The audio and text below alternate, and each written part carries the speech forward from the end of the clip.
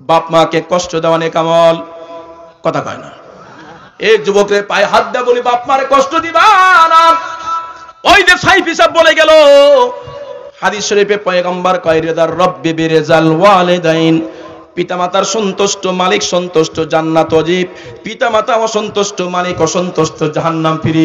সেদিন ফেসবুকে দেখলাম একজন মহিলা কত কষ্ট নিয়ে বলছে, একটা মার পেটে 10টা ছেলের জায়গা হয়, 10টা ছেলের 10টা ফ্ল্যাট বাসায়, একটা মায়ের জায়গা নাই, রাস্তায় ভিক্ষা করে, কথা কয় না।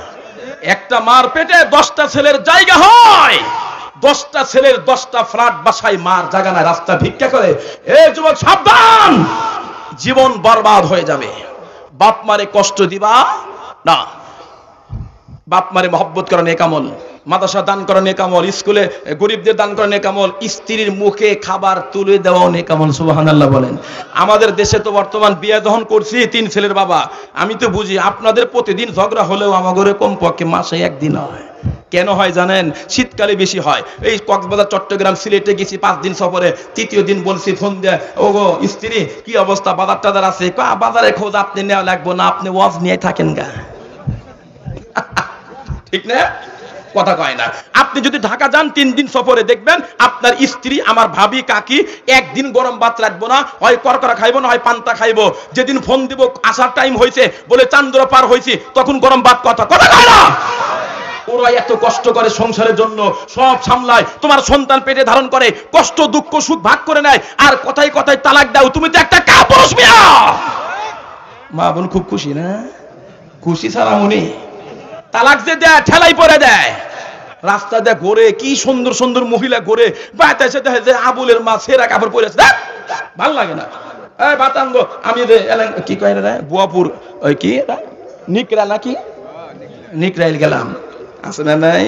তবে আলহামদুলিল্লাহ স্বামী স্ত্রী ঝগড়া হলেও এলাকার লোককে ডাইকে বিচার করা লাগে না। সূর্য ডোবার পরে আবার একাই মিল হয়ে যায়। যারা বিয়ে করছেন তারা বুঝছেন, যারা করেন নাই বিয়ের পরে বুঝছেন। কি কইলাম? কথা কয় না। আল্লাহর পয়গম্বর কা, এই স্বামীরে তুমি 1 লোকমা খাবার স্ত্রী মুখে উঠায় দিবা, যতগুলা দানা আছে প্রতিটা বিনিময়ে নেকি লেখা হবে। এই তোমরা একটা কাজ করো, একটা আইসক্রিম কিনা 2 জন ভাগ করে খাও, পাঁচলাপাঁচলি করো, ইয়ার কি করো, আল্লাহ খুশি হয়। সুবহানাল্লাহ বলেন না। এগুলো আমরা করি না, বরং আমরা দেখি অনেক সময় ফেসবুকে একজন গার্লফ্রেন্ড আর বয়ফ্রেন্ড 2 জন মিলা 150 টাকা দিয়ে একটা ডাব বড় একটা কিনা ফুটা কইরা 2টা পাইপ একসঙ্গে দিয়ে 2 জন একসাথে খাওয়া লজ্জা করে না? কথা বল না কেন? এটা আবার কোন হাদিসে পাইছেন? খালি গুনাহ আর গুনাহ। স্ত্রীর দিক তাকাবেন তাও সব, স্বামীর লুঙ্গি বাস করবেন তাও সব, ঝাড় দিবেন তাও সব, স্বামীর খেদমত করবেন তাও সব, স্বামীর কাপড় ধুয়ে দিবেন তাও সব, পানি তুলে দিবেন তাও সব। এই স্বামী, আপনি স্ত্রী মহব্বত করবেন তাও সব, স্ত্রী খেদমত করবেন তাও সব, স্ত্রীর চুপাকা চুলাইনে দিবেন তাও সব। কথা কয় না? এগুলো আছে আমাদের তো আছে। যারা কোটি কোটি টাকার লোক না, তা করে গণনা শুনলে পরে পাগল হইবেন। বছরে 2-1 দিন দেখা হয় না 2 জন। স্বামী যা ক্লাবে, মেয়ে যা নাইট ক্লাবে, ও থাকে ওই রুমে, ও থাকে ওই রুমে। আমরা গরিব আছি, তাও একদিন প্রতিদিন একসাথে শুই। কিছু হোক আর না হোক, শোয়া তো যায় নাকি?